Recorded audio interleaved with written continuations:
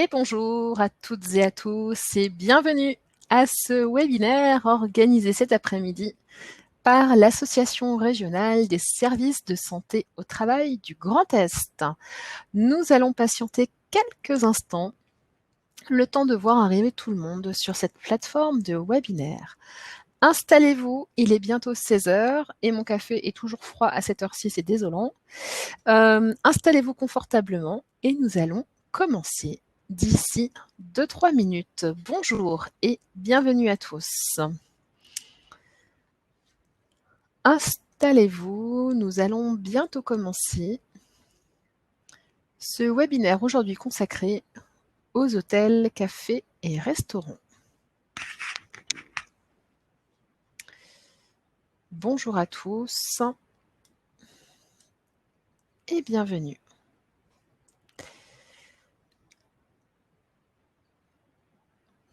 Nous allons commencer dans quelques instants ce webinaire consacré aux HCR. Bienvenue dans le monde des acronymes que nous connaissons bien, des hôtels, cafés, restaurants. Nous allons patienter quelques instants, le temps de voir tout le monde arriver sur la plateforme de webinaire. Nous allons être ensemble jusqu'à 17h15, probablement 17h, 17h15. Et une large place sera faite aux questions-réponses à la fin de ce webinaire. Bonjour et bienvenue à tous. Installez-vous confortablement, nous allons passer un moment ensemble. Nous allons commencer dans quelques instants. Bonjour aux personnes qui nous rejoignent.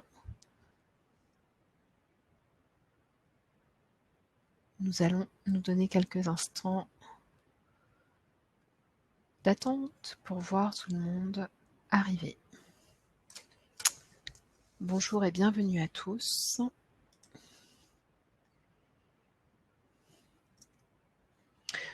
Nous attendons environ 70 personnes cet après-midi. Merci à vous d'être là, merci à vous d'être à l'heure. Et je vous demande de patienter encore un petit peu, le temps de voir tout le monde arriver et bien installé. Alors, nous avons animé de nombreux webinaires depuis maintenant 1 mois et demi. Une fois sur le plan de reprise d'activité lorsque nous étions en période de confinement, une fois sur le télétravail évidemment, sur le port des masques, sur l'impact psychologique et psychosocial de cette crise sanitaire, sur le référent Covid, je vous en reparlerai en fin d'intervention pour vous dire où vous pourrez retrouver les replays. Et puis, nous avions déjà organisé un webinaire pour les hôtels, cafés, restaurants le matin même de la sortie de votre guide sanitaire. Et nous avions animé un webinaire qui avait rassemblé beaucoup de monde. Je sais que depuis, de nombreux webinaires sur le même sujet ont été déployés de partout, par les branches elles-mêmes, évidemment. Bonjour et bienvenue à tous. Je vais vous demander de patienter encore quelques instants, le temps de voir tout le monde arriver sur cette plateforme. Bonjour aux personnes qui nous rejoignent, vous êtes au bon endroit. Si vous aviez l'intention d'entendre quelles sont les mesures sanitaires à déployer dans les hôtels, cafés, restaurants. Bonjour à tous et bienvenue. Nous allons patienter encore 1 minute ou 2, le temps de voir tout le monde arriver. Installez-vous confortablement, café chaud, petit gâteau, façon café-restaurant. Et 1 heure avec nous cet après-midi, avec nos experts en santé-travail, qui vont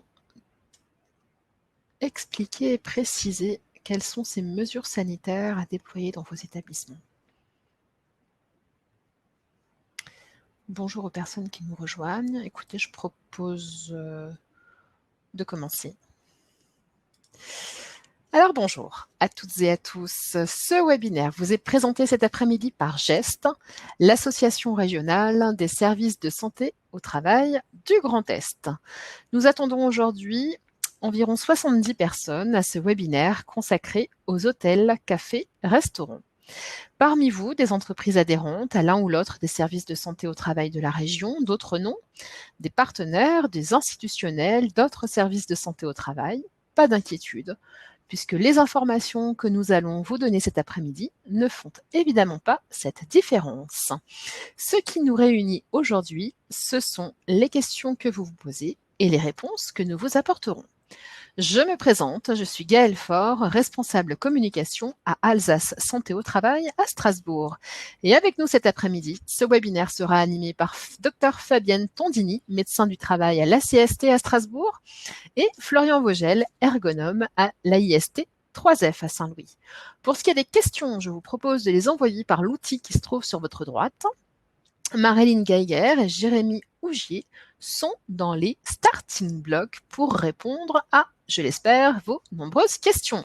En fin d'intervention, je poserai quelques-unes de vos questions à nos experts. Ce webinaire durera environ 1 heure et le replay et le support de présentation seront disponibles sur nos sites internet.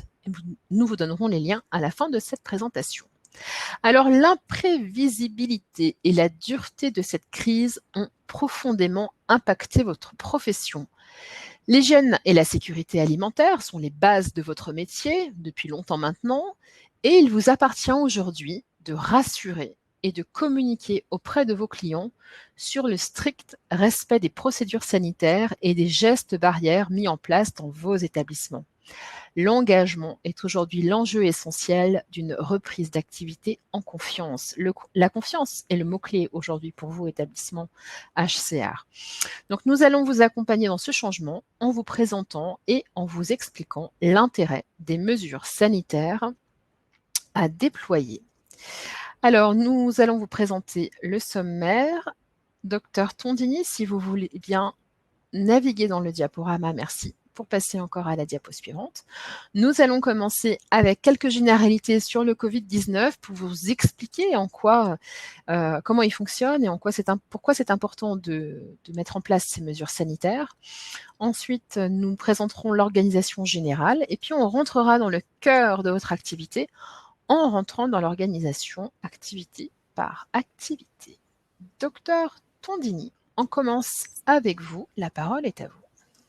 Voilà, bonjour à tout le monde. Donc nous allons effectivement vous aider à comprendre et surtout vous approprier les nouvelles règles dans le contexte du Covid-19. Effectivement, je pense que tout le monde a besoin d'être accompagné dans ce changement qui effectivement modifie notablement vos pratiques. Voilà, donc un rappel sur les risques de transmission et les précautions à prendre. La transmission du Covid se fait par la projection de gouttelettes infectieuses, des postillons, qui vont vers les autres personnes ou qui vont être projetés sur des surfaces. La distance de cette projection de ces postillons est environ 1 mètre, 1,50 m lorsqu'on parle, et ça peut aller jusqu'à 5 à 6 mètres lorsqu'on éternue ou lorsqu'on tousse. Les risques de contamination se font par, en fait, plusieurs voies. Soit la voie aérienne, par inhalation, donc on respire, soit par ce qu'on appelle une transmission manuportée, c'est-à-dire qu'on va toucher avec la main une surface contaminée, donc un objet, des cartons, les poignets, et lorsqu'on portera sa main sur le visage, sur les portes d'entrée au visage, qui sont le nez, les yeux, la bouche, on va se contaminer. Il y a aussi un mode de contamination qui est important à ne pas oublier, c'est le fait de porter des choses à sa bouche. Donc en mangeant, en buvant, en fumant ou en vapotant. Donc il est très important d'être vigilant sur tout ce qu'on peut partager lorsqu'on partage des aliments ou lorsqu'on partage des objets sans s'être lavé les mains avant de les toucher ou avant de les prendre. Donc c'est très important ce risque de contamination de la main à la bouche. Ça s'appelle les risques manuportés. On a une durée de vie du virus qui est présumée, elle est estimée, mais c'est important d'avoir cette notion. Dans l'air, c'est à peu près 3 heures. Sur la monnaie, 4 heures. Et effectivement, au niveau des vêtements et des cheveux, ça peut aller jusqu'à 12 heures. Sur les cartons, jusqu'à 24 heures. Sur les parties métalliques, verre, acier, sur plusieurs jours. Et le plus longtemps, sur les plastiques, jusqu'à plus d'une semaine. On a 5 grands principes. Et c'est important d'avoir cette logique pour raisonner devant toutes les situations qu'il va vous falloir adapter. Donc, on va avoir ces principes de base qu'il va falloir respecter. 1. L'hygiène des mains. 2. La distance physique. 3. La protection. Donc, masque chirurgical plus ou moins avec une visière. 4. La ventilation, aération. Et 5e, le nettoyage et la désinfection des surfaces et des locaux. Voilà. Tous ces principes de précaution sont issus des modalités de contamination. C'est logique. Ça n'a pas de mystère. 1. L'hygiène de main. Elle se fait à l'eau, au savon ou en solution hydroalcoolique. Les deux se valent. L'important, c'est une qualité du lavage des mains. 30 secondes sur toute la surface de la main. Dos, dossier, entre, espace interdigiteur. On va se laver les mains avant de manipuler tout objet.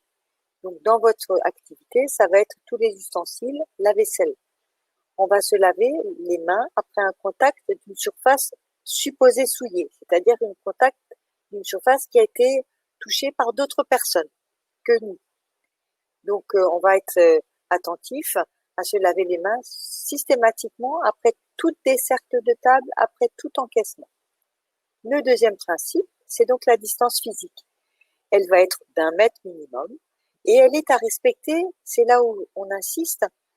Évidemment, il va y avoir un plan de circulation. Évidemment, il va y avoir des mesures de distanciation matérialisées. Mais il faut la respecter en toutes circonstances, et y compris dans les activités de back-office, dans les vestiaires, dans la cuisine, lorsqu'on est au comptoir et dans les espaces humains. Le troisième grand principe, c'est donc le masque. On va porter le masque, le personnel va porter le masque en salle, en cuisine, au comptoir et lors du service de chambre. Pour les clients, le client va porter son masque lorsqu'il se déplace dans l'espace du restaurant ou dans l'hôtel. 4e principe, c'est la ventilation. Ventilation aération de tous les espaces. Et 5e principe, le nettoyage et de la désinfection. Donc, on va intensifier et on va être beaucoup plus attentif à certains points, donc tous les points qui sont à multi-utilisateurs. Voilà. Donc, on a cette politique globale d'hygiène qui va nous obliger à mettre en place en fait des protocoles spécifiques de nettoyage, 2 fois par jour minimum. Donc, on intensifie le nettoyage et on augmente sa fréquence.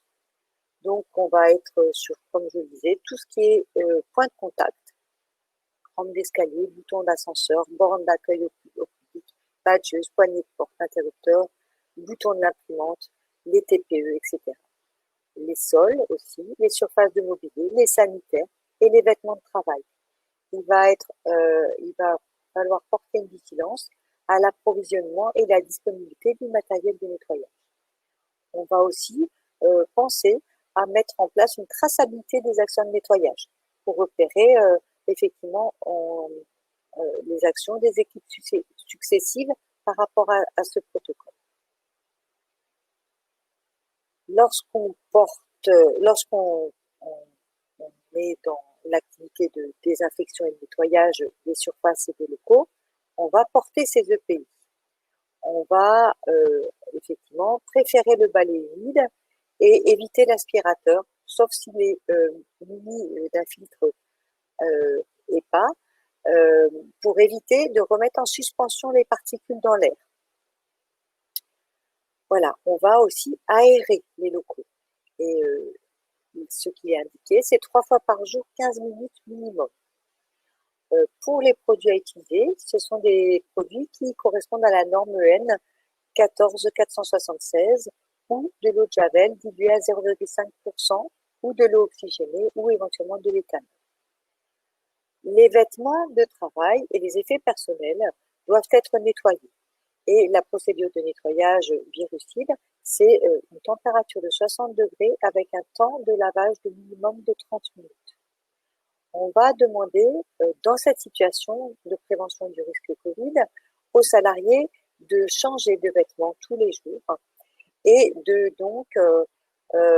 d'arriver avec des effets propres pour la prise de poste et de laisser les vêtements du poste de la journée sur place.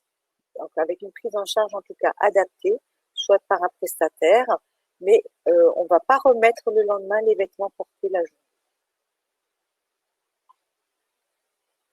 Donc, on va gérer cette politique globale d'hygiène aussi au contact des clients. On va mettre en place une désinfection par gel hydroalcoolique à l'entrée. Lorsque la distance d'1 mètre ne pourra pas être respectée sur certaines zones de proximité avec les clients, on va mettre en place des parois de plexiglas. Sur les objets qui seront manipulés par les clients, on va mettre en place des films étirables qui seront plus faciles à nettoyer sans abîmer le matériel. Et donc, comme on disait, on demandera que le client aussi porte un masque. Ça, c'est pour l'aération des locaux, donc 3 fois 15 minutes. On va aussi, j'attire votre attention sur tout ce qui est brassage d'air.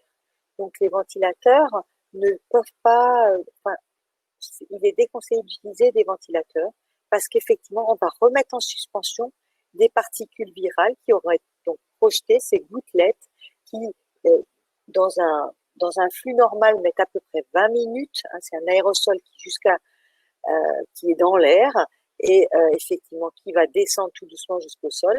Mais si on a un ventilateur, on va remettre ça en suspension. Pareil pour les climatiseurs.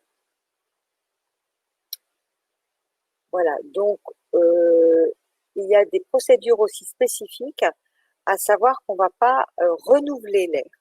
Donc on va avoir un flux d'air. On va avoir un flux d'air entrant et qui vient de l'extérieur et qui est ressorti. Donc on doit effectivement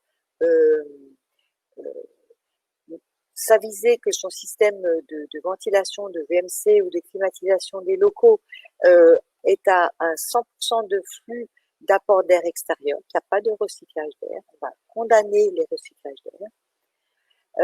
On va avoir une procédure aussi de maintien de la ventilation la nuit et le week-end. Et spécifiquement au niveau des toilettes. Et si on a réduit la ventilation pendant le week-end, on va forcer le fonctionnement pour bien avoir un renouvellement d'air avant l'ouverture des locaux après une période de fermeture du week-end ou de fermeture de la semaine. Voilà. Je vais passer le relais à mon collègue. Merci, docteur Tondini. Florian Vogel, la prévention est d'abord collective. Pour être ensuite seulement individuelle, elle doit être anticipée. Alors, parlez-nous documents uniques, parlez-nous référent Covid, parlez-nous plan de reprise d'activité. Bonjour, merci Gaël. Donc, on va reprendre un petit peu aussi ce que le docteur Tondini vient de dire. Donc, sur la diapo suivante, on peut voir qu'on va parler, comme Gaël l'a dit à l'instant, document unique. Pour ceux qui ne l'ont pas encore fait dans leur établissement, je rappelle qu'il est obligatoire, qu'il est également obligatoire de le mettre à jour tous les ans. Et en cette période, c'est d'autant plus important puisque le nouveau risque lié au Covid est apparu. Donc, intégrez cela à votre document. On va également voir le PRA, le plan de retour à l'activité, les informations transmises aux salariés, la maintenance des locaux et l'organisation des espaces. Tout ça avec les informations que le docteur nous a données à l'instant. Docteur, merci. Donc, comme je vous l'ai dit à l'instant, mettre à jour votre document unique d'évaluation des risques professionnels. Alors, on le connaît peut-être sous le nom du DU, DUER, DURP, c'est la même chose. Pour cela, je vous invite à vous rapprocher de votre service de santé au travail, quel qu'il soit. et échanger avec vos salariés, puisque c'est la force brute de votre établissement. C'est les personnes qui sont directement en contact et qui connaissent le mieux leurs fonctions au quotidien. Voilà. Une fois que cela est fait, on conseille également, au niveau national, de nommer un référent Covid au sein de l'entreprise. Donc, c'est une personne, entre guillemets, ressource, hein, qui suivra au quotidien dans l'entreprise le matériel. Est-ce qu'il est encore en quantité suffisante? Est-ce qu'il faut en recommander? Combien? Pour qui? Voilà. Donc, tout ce qui est gel hydroalcoolique, notamment masque. Voilà. Il met également en œuvre les mesures sanitaires au quotidien dans l'entreprise. Il se tient à jour des recommandations, hein. Bon, voilà, ça c'est quelque chose qu'il faut faire quotidiennement. Et puis après, c'est des choses qui seront plus espacées dans le temps puisque ça ne change pas non plus tous les jours. Et il travaille également en relation avec le service santé au travail. Voilà. C'est plus simple de passer par une seule personne référente que chacun dans son coin se renseigne et puis rapporte les informations au sein de l'entreprise. Troisième point, le PRA. Donc, pour certains, plan de retour à l'activité ou plan de retour à l'activité, hein. Donc là, c'est un document qui doit être mis en place afin de rétablir, on va dire, l'activité en tenant compte des différentes recommandations de la branche et aussi toujours, hein, du service de santé au travail ou des recommandations ministérielles. Ce PRA est comme le document unique, il est adapté en fonction de l'établissement. Voilà. Donc chacun doit disposer du sien. Bien sûr, on va retrouver des informations communes dans chacun. Voilà. Une fois que vous avez mis en place ces 3 points, l'important va être de communiquer avec vos salariés. Communiquer pourquoi? Hein, tout simplement pour assurer la bonne information, une information de qualité, si possible le plus simple possible, hein, puisque on le sait bien, hein, en ces temps, il y a beaucoup d'informations qui nous tombent dessus. Donc faire simple, voilà. Organiser des réunions régulières, voire quotidiennes, avec vos salariés. Alors, comme dit tout à l'heure, hein, quotidien au début, une fois que c'est mis en place, on peut espacer, hein. Donc, afin de faire connaître les consignes, également obtenir l'adhésion des collaborateurs, hein. Si vos collègues se sentent écoutés et sentent qu'il y a un échange avec vous, avec la direction ou autre, on est plus enclin à travailler dans de bonnes conditions, à faire des efforts, voilà. Même si le partage est dans les deux sens, hein. C'est pas parce qu'une personne détient forcément l'information qu'elle a tous les droits. Présenter aussi l'organisation des tâches quotidiennes. Donc là, hein, pareil, on va se reposer sur le plan de reprise d'activité. Et bien sûr, être attentif au bien-être de ses salariés. L'échange, c'est une chose. Sur les informations, c'est bien, mais aussi être à l'écoute de ses salariés. Il y a des personnes qui sont plus anxieuses que d'autres à reprendre le travail, d'autres qui n'attendent que ça. Voilà. Écoutez chacun tel qu'il est. Une fois que l'information a bien passé, donc on peut passer sur la partie un peu plus technique, notamment, alors là on va voir, hein, pour les locaux sociaux et les vestiaires, qui sont des zones de passage, voire même de stand-by sur quelques minutes de la part des salariés. Donc, je précise, hein, que tout ce qu'on dit là, c'est bien adapté à chaque établissement. Il n'y a aucune vérité qui est valable pour tout le monde. Donc, si possible, hein, toujours faites ce qui est recommandé autant que possible. Donc, si vous avez la possibilité, effectuez un sens de circulation avec une entrée, une sortie différente à sens unique pour que les personnes ne se croisent pas. Si le vestiaire, les sanitaires et les salles de pause sont suffisamment proches, suffisamment grandes, alors on peut limiter à une personne ou alors essayer de conserver la surface minimum. Alors 3 mètres, 4 mètres carrés par personne dans ces locaux. Voilà. Planifier également les prises de poste, toujours si c'est possible, hein. Essayer de répartir les arrivées du personnel. Si tout le monde habituellement prend son poste à 8 heures, essayez de faire un décalé 8h moins 5, 8h, 8h05. Voilà. Évitez toujours les regroupements, notamment autour de la bonne chose, voilà, s'il y en a une dans l'établissement. Et pensez à intégrer du temps supplémentaire dans l'organisation du travail. Donc là, c'est du temps qui sera consacré notamment à la désinfection, peut-être à la réorganisation du bureau, à l'accueil, aux femmes de chambre qui mettront un peu plus de temps à nettoyer les locaux. Toujours au niveau des locaux sociaux et des vestiaires, organiser le changement d'équipe, hein, donc ça c'est pour éviter le contact, mais également prévoir du matériel adapté. Donc si c'est pas encore le cas, les poubelles à pédales, hein, notamment, font très bien l'affaire, hein, puisque, comme le disait le docteur Tondini, on va essayer d'éviter au maximum les contacts pour la transmission manuportée. Donc les poubelles à pédales évitent de toucher les surfaces souillées. Mettre à disposition, ça je pense que c'est déjà fait, hein, du gel hydroalcoolique. Alors on va le chercher surtout dans les points clés, hein, on verra à l'accueil, là où il y a du passage, hein. Faut pas en mettre non plus à tous les coins de couloir. Des lingettes avec un virucide normé EN 1446 pour le nettoyage des portes, des interrupteurs, tout ce qui est surface de contact. Si possible, remplacer les bancs par des chaises pour limiter le nombre de chaises et ainsi augmenter la distanciation. Si ce n'est pas possible, vous conservez vos bancs, bien sûr, hein, et vous mettez une rubalise ou un morceau de scotch avec un petit mot disant qu'une chaise sur deux serait condamnée. Voilà. Idem pour les urinoirs, hein, c'est 1 sur 2 pour garder la distanciation physique minimale. Toujours dans les vestiaires, l'habillage, déshabillage des personnes.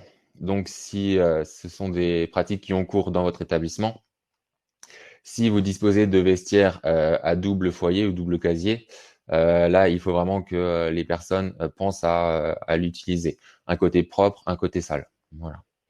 Comme pour toute pièce. Vêtements à usage unique ou sur blouse si possible. Et changement vers du propre à chaque service. On ne repasse pas sur du sale qui a déjà été porté. Si le nettoyage des vêtements est externalisé, on prévoit une petite zone de stockage avec des sacs hermétiques pour les vêtements sales qui seront accessibles uniquement par le livreur. Au niveau de l'organisation, les pauses pour les salariés. Donc, je pense qu'en ces périodes un peu troubles, ça fait toujours du bien de prendre une petite pause cigarette ou café pour voilà, ceux qui en prennent. Alors, attention du coup au relâchement de la vigilance à ce moment-là. Vous êtes toujours au travail. Il faut vraiment conserver les distances minimales entre les salariés. Alors, à chacun d'être responsable, hein. Vous n'êtes pas obligé de faire la police derrière tout le monde, hein. C'est vraiment une conscience collective. Il faut aussi penser à l'hygiène des mains avant et après la pause, hein, puisque là, avec cigarette, vaporette ou café, c'est vraiment les mains qui s'approchent de la bouche. Voilà. Donc là, l'hygiène des mains est vraiment à respecter scrupuleusement. Au moment des pauses repas, donc si possible, également, on va chercher à décaler les pauses entre les salariés pour éviter les rassemblements. Si ce n'est pas possible, on conserve une distance minimale entre les chaises. On nettoie la salle de pause avec les lingettes normées virucides après chaque utilisation. Donc tout ce qui a été utilisé, toutes les surfaces qui ont été en contact avec les mains. Donc je pense à la machine à café, peut-être le micro-ondes, voilà, les ustensiles de cuisine. On condamne les fontaines à eau. Alors, pas forcément, mais alors soit on gère l'utilisation des fontaines à eau et des machines à café en mettant à disposition des lingettes et du gel hydroalcoolique, soit si c'est pas possible, on ferme. Mais bon, on essaye tant que possible de conserver et de maintenir à disposition les rafraîchissements pour le personnel. Anticiper les flux. Alors là, ça ne concerne plus les salariés, mais les clients. Donc, vous avez rouvert ou vous allez rouvrir prochainement. Je sais que c'est compliqué d'entendre ça, mais on va chercher à étendre, à étaler l'arrivée des personnes et éviter les regroupements. Alors, je sais bien que vous souhaiteriez que tout le monde revienne, que la salle soit pleine, mais vis-à-vis des recommandations et de la transmission du virus, aujourd'hui, c'est pas encore possible. Donc, essayez, si c'est le cas, de privilégier les réservations par téléphone ou Internet et pas en physique. Essayez de programmer également les arrivées au compte-gouttes. Alors là, je pense plus aux hôtels qu'aux restaurants, hein, puisque les personnes vont arriver au comptoir. Les arrivées peuvent être à peu près programmées. En restaurant, on sait bien que la plage horaire on ne peut pas décaler tout le monde. Demandez également s'il s'agit d'un repas de famille ou d'un repas d'affaires. Alors là, on a la notion de groupe social qui entre en jeu, puisque le repas de famille concerne des personnes qui sont dans un même groupe social, qui partagent leur vie, on va dire, en temps normal, et qui du coup sont déjà dans le même milieu, on va dire, sanitaire. Dans un cadre affaires, les personnes peuvent se retrouver autour d'une table, mais ne font pas partie d'un même groupe social dans la vie de tous les jours. Donc, si on est dans le cas d'un groupe social type affaires, on va chercher à distancer d'un mètre les personnes les unes des autres. Alors que dans un repas type famille, les personnes vont pouvoir être assises les unes à côté des autres. On anticipe le nombre de personnes également pour revoir l'agencement des tables en amont. On allège la carte. Alors, ça, c'est un conseil, mais déjà, ça vous permettrait un gain de temps en cuisine et des commandes simplifiées. On peut encore privilégier les commandes et les livraisons. Alors, je pense que la plupart d'entre vous ont déjà eu recours aux commandes et livraisons pendant la période de confinement. Donc, ça peut rester une activité annexe qui peut vous permettre de générer quand même du chiffre d'affaires assez important. Et ça évite un flux important de personnes dans votre restaurant. Voilà. Donc, on va voir quelques principes de base dans votre salle de restaurant, dans le bar ou dans la salle de restauration d'un hôtel. Donc, avant, on avait une notion de groupe social. Donc, un groupe est composé au maximum, pour l'instant, de 10 personnes. Donc, si ces 10 personnes sont les membres d'une même famille, ils peuvent très bien s'asseoir, comme vous le voyez, ensemble, côte à côte à la table.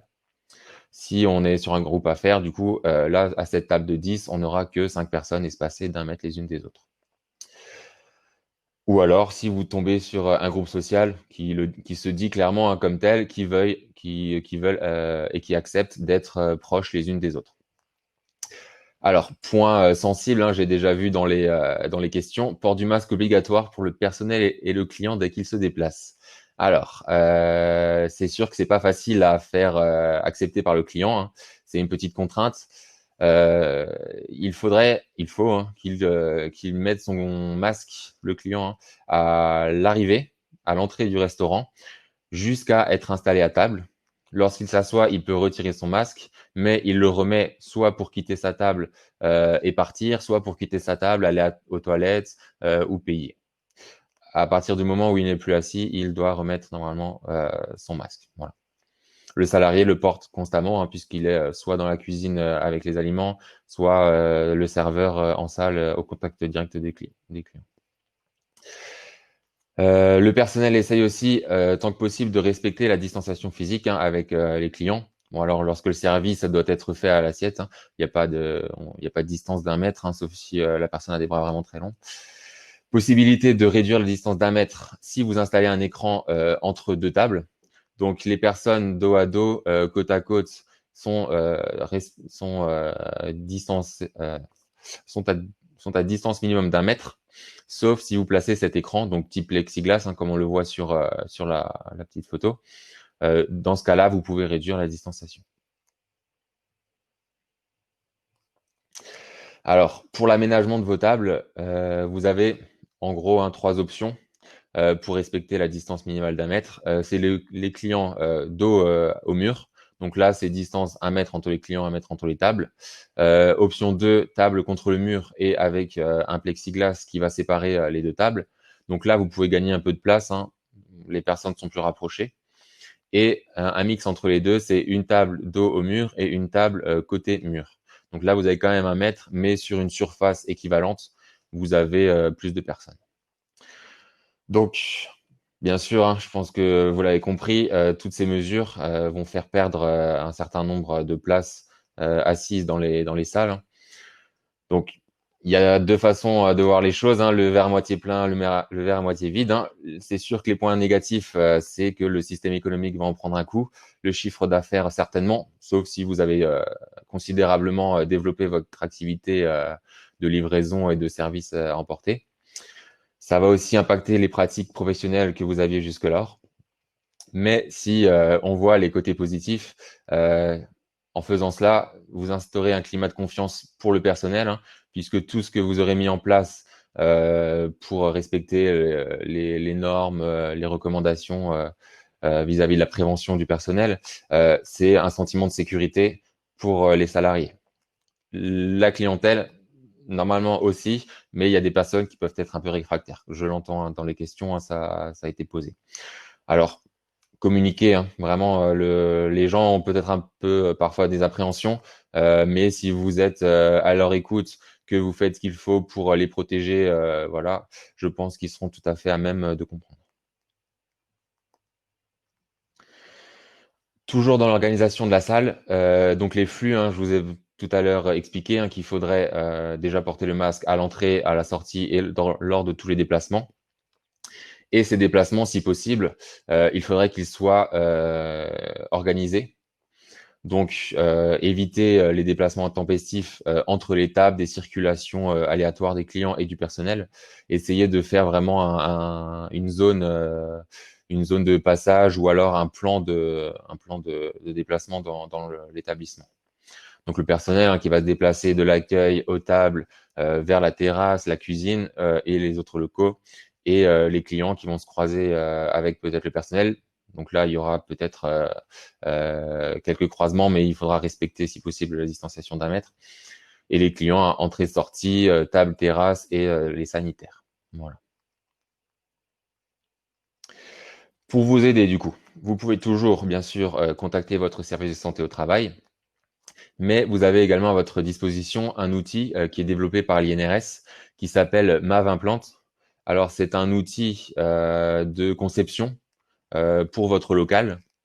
Alors, vous pouvez très simplement, alors bon, il faut quand même avoir un peu la fibre technologique, hein, mais facilement intégrer vos surfaces de travail, donc votre salle, vous la créez avec les dimensions qui correspondent, et ensuite vous pouvez y rajouter des tables et des chaises virtuelles.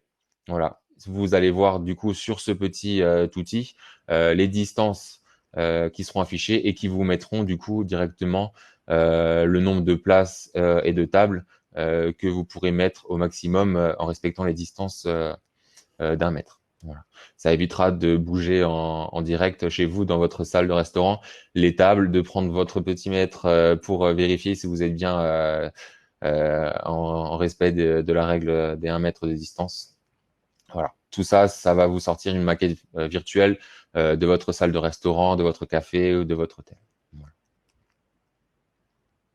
Merci Florian pour toutes ces informations très pratiques, très pragmatiques et très précises. Docteur Tondini, à vous maintenant pour ce qui est de la prise en charge de salariés ou bien de clients suspects Covid. Voilà. Alors, effectivement. Alors, je voulais aussi revenir sur, parce qu'évidemment, tout ça, c'est quand même pour se protéger et que, ma foi, il y a encore des cas qui circulent et que l'idée, c'est de circonscrire autant que possible lorsqu'on lorsqu'on identifie effectivement une personne suspecte de Covid. Donc, la base de la prise en charge, c'est d'isoler la personne, c'est de la protéger et de rechercher si elle a des signes de détresse. Donc, on isole la personne vers un local dédié, donc pour limiter le contact avec des personnes.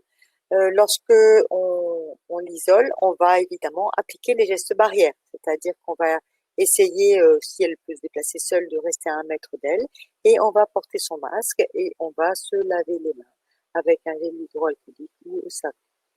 Ensuite, on va rechercher s'il y a des signes de détresse, c'est-à-dire ce qu'on appelle une dyspnée, c'est-à-dire des grosses difficultés respiratoires, si la personne semble avoir des problèmes de conscience. Enfin, voilà, tout ce qui peut vous inquiéter sur l'état de santé de la personne. Dans ce cas-là, on appelle le SAMU. S'il n'y a pas de signe de détresse, on va demander à la personne de contacter son médecin traitant ou un autre médecin et on va organiser son retour à son domicile.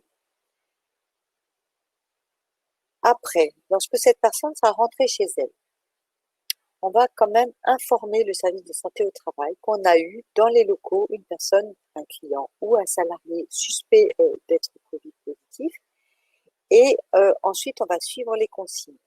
Donc, il y aura des consignes de nettoyage particulier du poste de travail et aussi de déterminer les salariés, les personnes qui ont été en contact. Sachant qu'un cas contact, c'est tout de même un contact rapproché d'au moins 15 minutes avec la personne. Et ensuite, les cas contacts sont pris en charge dans une procédure en lien avec la CARSAT. Je vais vous présenter à présent faire rappel sur les équipements de protection individuelle. Donc, les équipements de protection individuelle sont les masques qui sont effectivement obligatoires lorsqu'on ne peut pas respecter la distanciation sociale d'1 mètre. On peut utiliser éventuellement une visière ou écran facial en plus d'un masque. On peut utiliser des tabliers, des blouses et pour ce qui concerne les gants, qui est un EPI standard habituellement, dans le cas du Covid, on déconseille le port de gants de façon systématique dans la mesure où ça donne une fausse impression de protection. C'est-à-dire qu'on va porter des gants, on va toucher plein de choses avec ces gants et on va se considérer comme protégé. Et on peut à ce moment contaminer la surface des gants. Et si on va porter les gants au visage, on se sera contaminé. Alors que si on ne porte pas de gants, on va être quand même plus vigilant à savoir que potentiellement ses mains sont contaminées. On a donc différents types de masques. Je ne vais pas détailler effectivement cette diapositive qui présente le panorama complet de tous les types de masques et de l'usage de chaque type de masque.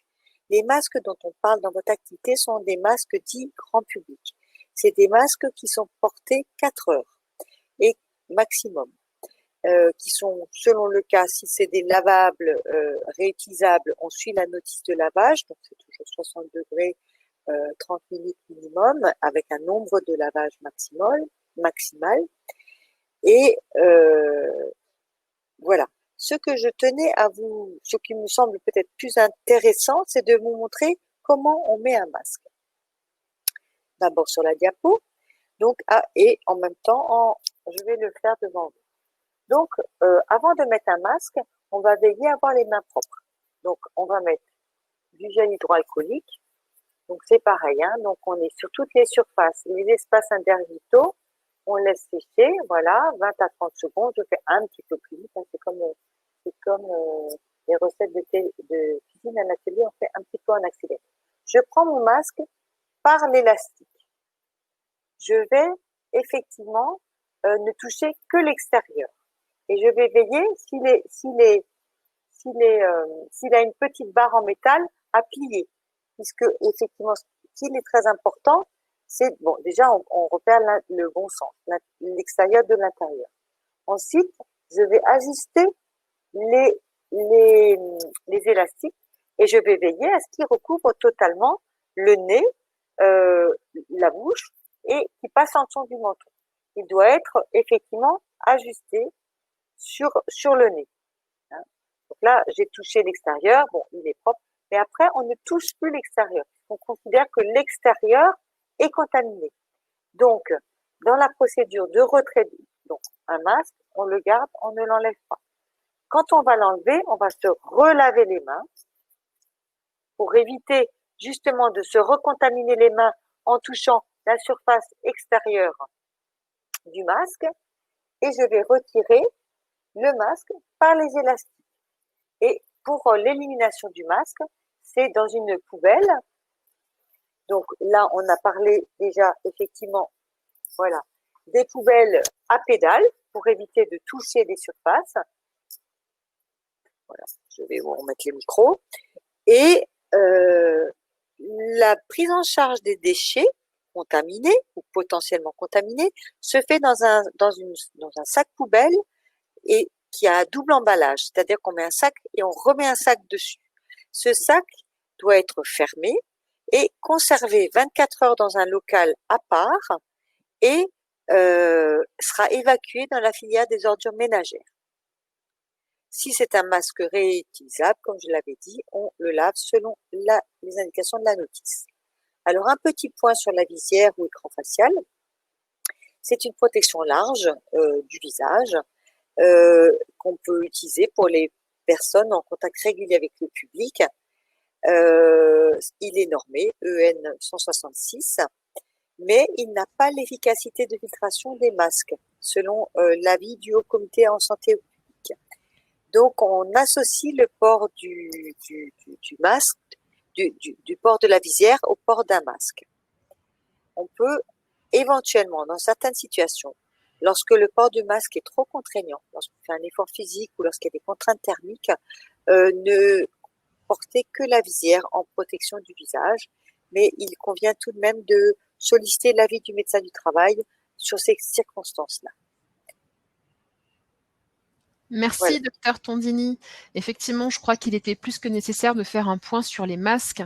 Quand on voit à quel point ils sont mal portés la plupart du temps par les gens qu'on croise dans la rue ou bien dans les grandes surfaces ou bien ailleurs. Merci pour cette précision. On le dira jamais assez. Le port du masque, ok, mais le port du masque mieux, c'est mieux. Florian, à vous de nous parler maintenant des aides financières, parce qu'on imagine que tout cela a un coût pour l'entreprise.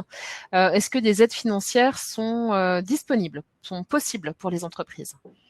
Tout à fait. Et il faut bien penser à demander accès à ces aides financières, hein. Voilà, les entreprises ne sont pas non plus livrées à elles-mêmes dans cette période. Alors, on va retrouver deux types d'aides. Alors, une première qui sera vraiment financière, que je vais vous détailler tout de suite. Merci. Qui concerne les TPE-PME, donc les entreprises de 1 à 49 salariés, ainsi que les travailleurs indépendants sans salariés du régime général. Cette subvention appelée prévention Covid concerne l'achat ou la location de matériel, d'équipement du 14 mars au 31 juillet 2020. Donc, ce sera essentiellement du matériel qui permettra de respecter les mesures barrières et de distanciation physique et les mesures d'hygiène et de nettoyage. Donc, avant que je vous donne un peu plus de précision, savoir que cette subvention est à hauteur de 50% du montant hors taxe à partir d'un minimum de 1 000 euros d'investissement et jusqu'à 5 000 euros plafonnés. 500 euros hors taxe pour le travailleur indépendant de minimum. Voilà. Donc, avec ce que je vais vous dire, vous avez également en dessous de du diaporama le lien vers cette subvention, puisqu'il y a un dossier à remplir. Je précise également que dans le dossier, il est demandé d'avoir un document unique à jour. Déjà d'en avoir un, c'est déjà pas mal. Voilà. Ce qu'on va retrouver dans ces subventions, c'est l'achat. Alors, forcément, ce que vous allez acheter en priorité, ça va être du masque, du gel hydroalcoolique. Alors, il faut faire attention, c'est pas uniquement de l'achat pour ce type d'équipement, ou alors il faut qu'il soit associé à un achat sur les mesures barrières et de distanciation ou d'hygiène et de nettoyage. Donc, vous pouvez acheter des gants et du gel hydroalcoolique et des masques si, à côté de ça, vous achetez, par exemple, des vitres en plexiglas pour séparer vos tables. Si vous achetez des outils visuels pour faciliter la circulation et l'organisation au sein de votre établissement. Voilà. À titre d'exemple, on peut encore citer les équipements de lavage des mains mobiles. Alors mobile, c'est plus ce qui va être accroché au mur pour que les clients et les salariés puissent se laver les mains régulièrement. Voilà. N'hésitez pas à cliquer sur les liens, à téléphoner ou à envoyer un mail pour avoir plus d'informations. Deuxième aide. Gaël, je voulais préciser. Très bien. Deuxième aide, alors celle-là, elle n'est pas financière, mais elle est organisationnelle et technique. Depuis le 19 mai 2020, le ministère du Travail a lancé l'objectif reprise pour les TPE-PME de moins de 250 salariés. Alors, c'est un petit questionnaire d'évaluation en ligne. Alors, petit, ça dépend de la taille de votre établissement, mais qui va vous permettre de faire un point zéro sur votre situation actuelle face au Covid. Est-ce que vous êtes bien équipé? Est-ce que vos informations passent aux salariés, à la clientèle? Ou est-ce que vous êtes, alors, désolé l'expression, à la ramasse? Et du coup, derrière, on va vous proposer un conseil qui sera adapté à votre situation. Ce conseil sera aussi associé à un accompagnement, donc du service de santé au travail, des réseaux type ANACT, ARACT, de la CARSAT. Voilà. Donc là, vous retrouvez les liens, pareil, en dessous de la diapositive. Merci Florian. On va passer maintenant à la prévention poste par poste pour ne laisser personne à la ramasse. On va rentrer dans le vif du sujet. Les questions arrivent. Qu'est-ce que je fais pour le buffet du petit déjeuner? Comment je fais avec les femmes de chambre et les EPI? On répond à toutes vos questions maintenant. On va essayer de vous donner un petit peu un cadre, une orientation, toujours en suivant cette logique de comment on se contamine et comment on se protège. Voilà. Donc, on va commencer par le début de la chaîne. Et donc, c'est livraison-réception de marchandises. Donc, on va essayer d'avoir un espace dédié qui sera équipé effectivement de matériel de protection, c'est-à-dire déjà de gel hydroalcoolique ou qui serait à proximité d'une zone de lavage des mains. Les poubelles, on a déjà décrit le type de poubelle qu'il faut pour évidemment pas toucher, voilà. On va essayer d'organiser les livraisons des commandes avec des horaires décalés, c'est-à-dire que ça se bouscule pas au portillon et qu'ils puissent contrôler le nombre de personnes qui sont présents, que ce soit du côté des livreurs et autant que du côté du personnel qui réceptionne. Évidemment, moins on est nombreux en même temps, moins on risque de se rapprocher et d'être trop en contact, et moins on a de personnes au contact, moins on a de risque de se contaminer. Donc, on va demander au livreur de déposer les commandes à l'extérieur du local. On va garder donc cette distance d'1 mètre. On va essayer de mettre en place, en tout cas, de privilégier tout ce qui est paiement prépayé, des paiements en ligne. Ensuite, la gestion sur le plan concret de la marchandise qui sera effectivement livrée. On retire les emballages, on jette les cartons à l'extérieur.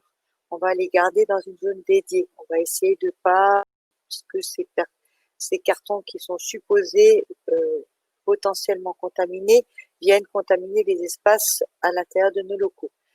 Évidemment, dès qu'on aura fini ces manœuvres, on se relave les mains, on désinfecte les surfaces, et on verra aussi concernant la livraison et les transferts de linge lorsque c'est par des prestataires, à veiller à une filière, mais ça c'est de toute façon toujours le cas.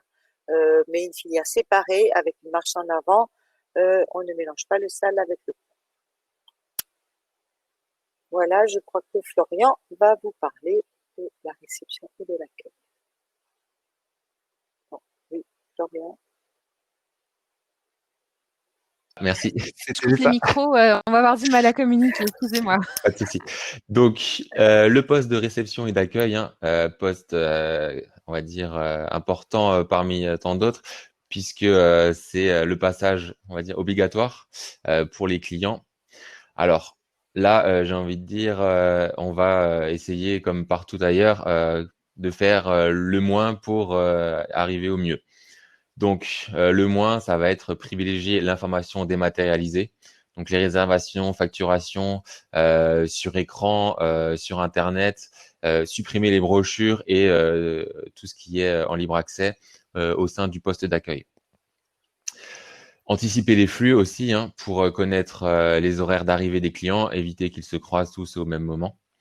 Suspendre le service de bagagerie pour éviter les contacts poignets de valises entre les clients et les salariés. Si possible, laisser des portes ouvertes pour limiter le contact sur les poignets. Alors là, attention, puisque porte ouverte veut dire courant d'air, brassage d'air. On va quand même, comme le disait avant le docteur Tondini, limiter le brassage de l'air, puisque c'est là que circule le virus. C'est un des postes clés où doit se trouver absolument une solution hydroalcoolique à disposition pour le personnel et pour les clients, puisque c'est souvent le point d'entrée et de sortie. Donc à ce moment-là, là, les personnes devraient obligatoirement se laver les mains en y passant. Informer la clientèle à l'aide d'un affichage sur les mesures préventives en place. Donc ça, c'est ce qu'on disait tout à l'heure pour la restauration. Faire de toutes ces contraintes une force et permettre d'augmenter le capital confiance envers vos clients et aussi envers vos salariés. Réorganiser le comptoir. Donc ça, ça reprend supprimer les brochures, mettre en place du dématérialisé, hein. On va chercher à mettre le moins possible de zones de propagation de virus et ainsi faciliter le nettoyage.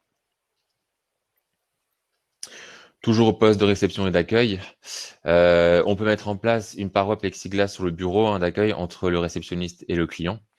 La personne qui est à la réception devra désinfecter régulièrement le poste de travail. Éviter le partage aussi entre les salariés. S'ils sont deux à la réception, il faut que chacun ait ses outils, ses stylos, son papier et autres. Voilà. Mettre en place un TPE, donc terminal de paiement électronique.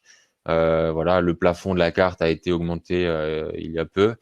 Donc privilégier le paiement sans contact. S'il y a paiement par monnaie, essayer de mettre en place un réceptacle qui est nettoyable pour que le client y glisse ses espèces et que vous pourrez désinfecter après chaque passage. Désinfecter les clés et les cartes magnétiques à chaque retour client. Et idéalement, la personne garde sa carte ou ses clés du début à la fin de son séjour. Voilà. Je vais prendre le relais sur la partie donc room service. Et donc effectivement, au niveau des commandes de room service, on va mettre en place une procédure particulière, à savoir une dépose du plateau devant la porte de la chambre. Et on va demander au client de prendre en charge lui-même son plateau. On peut peut-être trouver des petits trépieds, quelque chose, de manière à ce que ça se fasse dans les meilleures conditions aussi de confort pour le client. Et on évitera effectivement d'entrer dans la chambre du client. Lorsque sur la partie voilà, ce que je voulais dire, effectivement, on l'a déjà dit, mais je pense que c'est important d'associer le client parce que c'est aussi pour sa sécurité, que c'est des mesures sanitaires qui peuvent aussi le rassurer. Donc il y a vraiment un gros travail à faire au niveau de la communication. Pour la partie activité veilleur de nuit, on va peut-être limiter certaines rondes, mais par contre, on va intégrer des tâches supplémentaires, à savoir qu'on va demander effectivement que le veilleur de nuit participe à ce nettoyage du matériel et des locaux qui est de fait intensifié. Évidemment, il se lavera les mains au gel hydroalcoolique au retour de sa ronde.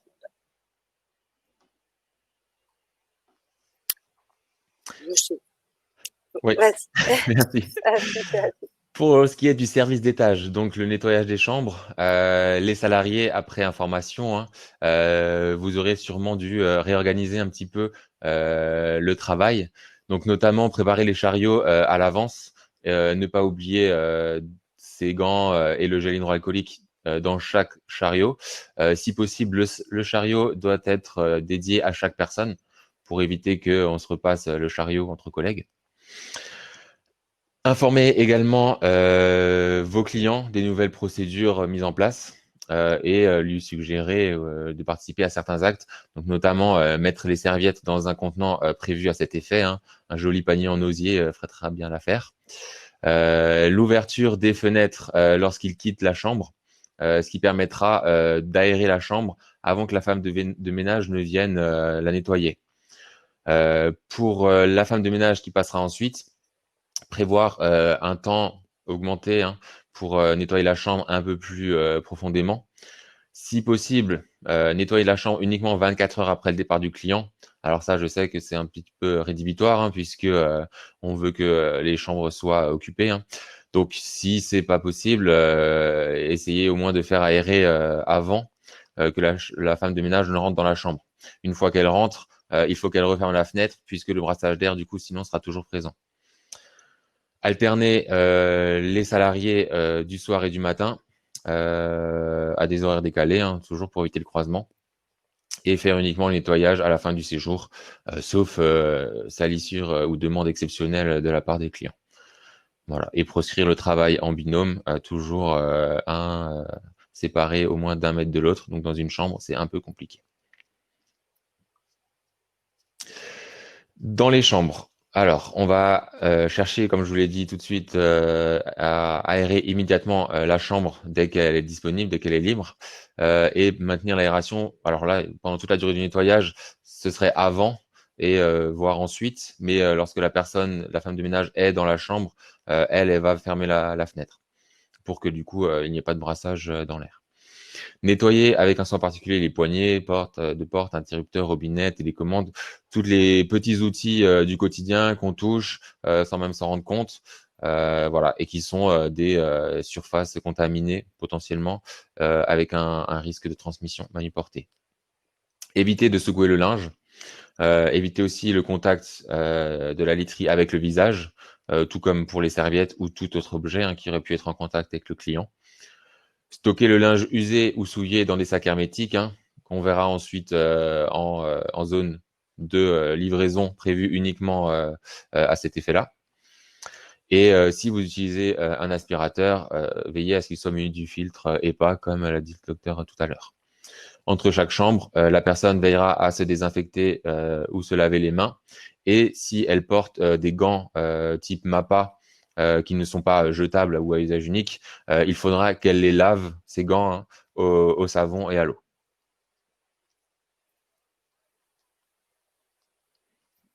Voilà. Donc là, on sort de la chambre et on vient prendre son petit déjeuner. Donc on est sur effectivement comment on va organiser la partie petit déjeuner. On va essayer quand même de privilégier le service en chambre. Ça permettra de limiter les déplacements et le nombre de personnes en contact. Donc effectivement, sur la procédure qu'on a déjà décrite tout à l'heure sur la partie room service. Donc on va, comme dit, essayer de limiter tout ce qui est buffet. Si néanmoins on garde un buffet, on va réorganiser le buffet. On va peut-être aussi, c'est une suggestion, demander au client de prendre la commande et de faire à ce moment-là un service sur plateau que le client viendra retirer ou qu'on lui déposera à table. On va retirer tout ce qui est couvert sur le buffet. C'est des couverts de service qui ne peuvent pas être retouchés par toutes les personnes qui vont au buffet. Donc, on remettra à chaque client son kit de service pour qu'il se serve de ses propres couverts pour se servir au buffet. On va effectivement mettre en place une disposition des aliments qui fera que ça permettra de respecter cet espacement entre les personnes qui viennent sur le buffet, éventuellement. S'il y a une personne qui s'occupe de réachalander le buffet, selon la disposition, on pourra éventuellement mettre des moyens de distanciation avec les clients qui sont de l'autre côté du buffet. Il y a une chose qui est très importante aussi, c'est que tout ce qui est des condiments communs, les sels, les poivres, et ça sera pareil pour la table, tout ce qui peut être retouché par plusieurs personnes successivement, il faudrait le retirer et proposer effectivement des condiments en sachet individuel. Pour les fontaines à eau, on va conseiller vraiment de proposer plutôt des bouteilles d'eau individuelles ou les boissons, les jus de fruits en contenant individuel, ou d'avoir vraiment des procédures de nettoyage entre chaque utilisation de ces choses qui sont partagées. Alors, je vais terminer avec la partie self. Donc, effectivement, le client, eh bien, on va lui demander de porter un masque lorsqu'il se déplace et qu'il se sert au self. On va matérialiser, évidemment, un sens de circulation et une distanciation. Le personnel aussi portera un masque s'il est pas suffisamment éloigné du public. Voilà. Au niveau de la restauration, alors sur place à emporter, toujours en matière de prévention collective, vous devez également donner des consignes aux clients à leur arrivée. Alors il y a une question, il y a une personne qui nous dit c'est compliqué, nous mettons tout en œuvre, mais les clients sont souvent peu compréhensifs car moins de services, surtout en 4 étoiles. C'est sûr que pour les hôtels haut de gamme, les activités annexes sont réduites drastiquement. Et pour tout le monde au niveau de la quantité de personnes acceptées. Les clients, il faudrait vraiment les mettre dans sa poche d'une façon ou d'une autre, hein, qui comprennent bien que ces gestes barrières, ces consignes, c'est pour eux avant tout, hein, mais c'est aussi pour vos salariés, c'est pour votre santé, votre sécurité à vous. Voilà. Alors, le masque, hein, le port du masque est obligatoire dans les établissements, hein. Seuls les clients dotés d'un masque sont autorisés à se déplacer dans l'établissement. Il n'y aura pas de vestiaire, hein, dans les restaurants. Donc souvent, on a une petite partie à l'entrée où on peut accrocher ses vestes sur des cintres. Là, pour le moment, il faudrait que la personne garde sa veste jusqu'à la table. Toujours en restaurant ou matin, midi et soir, le menu devrait être affiché sur un support autre qu'une carte qui passe de main en main, hein, sauf si bien sûr vous vous amusez à désinfecter entre chaque client. Alors vous avez la possibilité d'avoir une ardoise et de la poser sur la table sans que personne n'y touche et ensuite de la reprendre avec le serveur. Possibilité aussi de faire du dématérialisé avec un écran sur une tablette ou alors que les personnes puissent aller directement sur un site, voir directement le vôtre. Voilà, tout ce qui est sur la table, cette papier et autres, devra être soit jetable, soit nettoyable, hein. Et vous avez également la possibilité d'utiliser, alors ça c'est un petit outil, hein, qui est sorti récemment, un QR code. Donc pour ceux qui ne savent pas encore ce que c'est un petit carré de points noirs qui renvoie vers un lien Internet. Une société met gratuitement à disposition ou en finançant très légèrement le QR code, la possibilité à un établissement de créer son QR code pour rediriger vers sa carte. Voilà. Donc vous pouvez créer votre propre QR code et les gens du coup n'ont qu'à flasher ce code et retrouvent votre carte sur leur téléphone en dématérialisé. Toujours le respect des 10 personnes maximum par table d'un même groupe social. Le marquage des places à table, le retrait des chaises si les personnes doivent être espacées d'1 mètre. Désinfecter chaque table et chaque siège lors du changement de Covid, de convives, de clients. Dans l'hôtellerie, proposer le service en chambre. Alors, il y a aussi une question, hein, le petit déjeuner plateau ou alors les plateaux de courtoisie en chambre, hein. Là, pareil, hein, il faut que ce soit des services qui soient désinfectés entre chaque client, hein. Si vous proposez un plateau à un client, vous pouvez pas réutiliser le plateau pour un autre sans l'avoir nettoyé, désinfecté. Voilà. Vous pouvez également, hein, revenir sur les informations que le docteur a dit tout à l'heure pour le self, couvrir les aliments, respecter toujours la distanciation avec les clients. Voilà. Réserver les menus et commandes à l'avance si possible, hein. Donc ça, c'est dans le meilleur des cas, et privilégier les commandes préférables par téléphone avec un horaire de retrait fixé à l'avance. Voilà, on arrive en cuisine et donc on va effectivement, moi je voudrais quand même juste effectivement revenir sur le fait que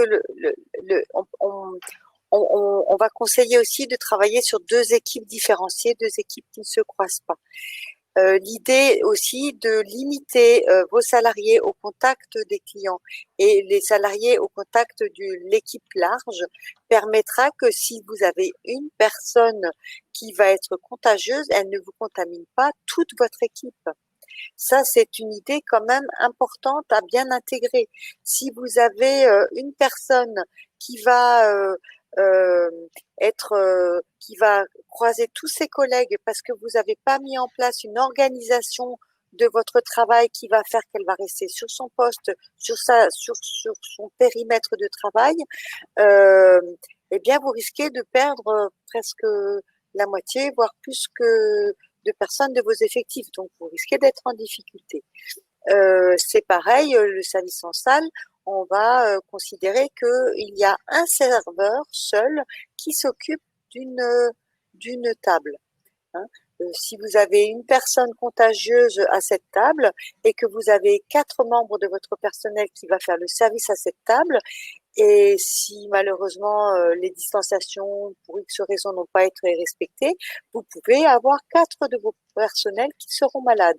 Donc c'est tout de même quelque chose qui vaut la peine d'être réfléchi. Donc, en cuisine, chacun va être sur son poste, dans sa zone, dans son périmètre.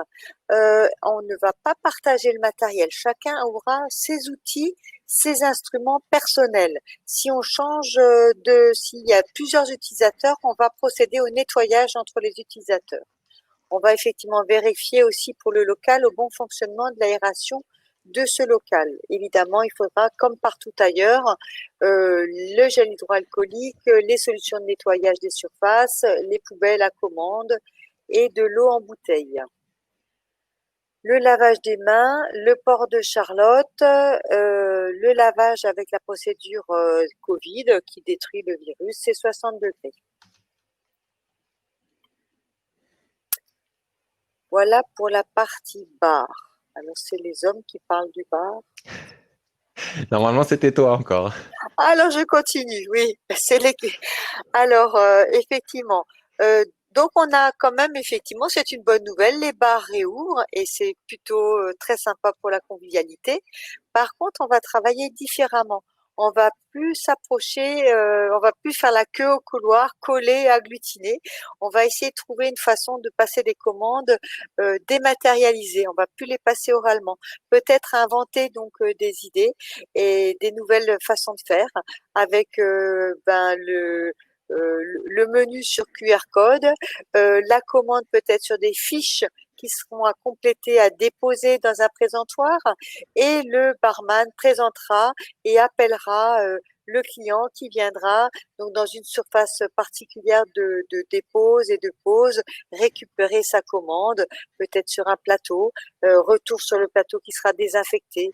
Voilà. On va essayer aussi de promouvoir des tasses et des verres à usage unique. Alors peut-être privilégier des choses qui sont moins polluantes que le plastique, parce qu'il y a des choses à usage unique moins polluantes. Mais trouver des choses comme ça, donc évidemment pour le paiement c'est toujours la même chose. Le principe de je me déplace, je porte un masque doit être conservé. Voilà. Je pense que il y a des clients évidemment pas très coopératifs. Mais je pense que il y a aussi des clients qui seront rassurés parce que ils prennent un risque pour eux de retrouver dans une collectivité et que le fait que des mesures soient en place va les faire être rassurés à à pouvoir euh, à pouvoir effectivement être tranquillement profiter de la convivialité mais en sécurité. Si vous avez un espace fumoir, eh ben c'est pareil, on limite le nombre de personnes. La règle de la distanciation et de la jauge du 4 mètres carrés par personne, bref, elle est à calculer aussi. Euh, les vestiaires, on en a déjà parlé. Il n'y a que les propriétaires qui manipulent leurs propres effets personnels. C'est pas la peine de se contaminer inutilement, sauf si vêtements vous mettez à disposition des compartiments hermétiques, enfin un autre moyen de stockage. Pour ce qui est le DJ, évidemment, il est potentiellement en risque de contact avec énormément de personnes, tous ceux qui voudront lui demander de passer un disque ou je ne sais pas. Mais donc, on va essayer de faire qu'il ne soit en contact que visuel avec le public, les clients. Et donc, on mettra probablement en place une paroi plexi. Voilà. Donc finalement, Fabienne, tu as fait le bar et les hommes font la blanchisserie. Eh bien, je trouve ça formidable. Très bien. Donc pour les établissements qui disposent d'un service de blanchisserie. Alors voilà, ça c'est un petit service qui peut être encore conservé, mais toujours en mettant en place un protocole particulier pour la prise en charge du linge potentiellement contaminé. Donc, comme on l'avait dit tout à l'heure, il faut que les sacs soient fermés, qu'ils soient jetables, puisqu'une fois qu'ils sont utilisés, ils ne sont plus utilisables, ils sont souillés. Il faut les identifier également pour ne pas les confondre avec un autre sac qui lui serait retouché, réouvert par une autre personne et qui ainsi continuerait la chaîne de transmission du virus. On va malheureusement proscrire ou suspendre le nettoyage des effets personnels des clients. Alors voilà, C'est au final ce que j'ai dit en fait c'était un peu bête puisque c'est pas un service qui sera maintenu. Voilà. Sauf si vous trouvez le protocole qui va bien pour ne faire prendre aucun risque à vos salariés, à vos clients et à vous-même. Voilà. Et c'est qui fait du sport? Ah bah C'est c'est toi. toi? Bah non, c'est C'est toi. moi. Super, super.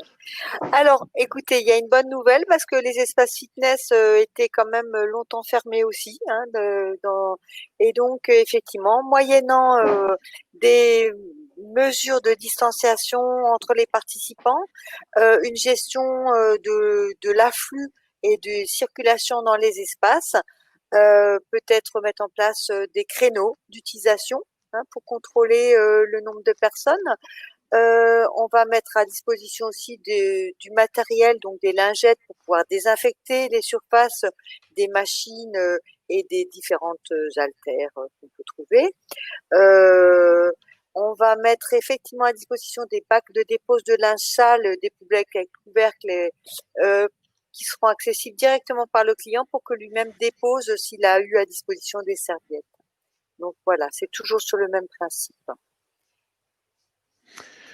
Pour ce qui est des espaces de bien-être et de wellness, on va chercher à équiper les postes d'accueil de parois de protection, s'il y a un poste d'accueil à cet endroit-là. Rallonger si possible les plages horaires afin de diluer la présence des clients dans les zones de soins.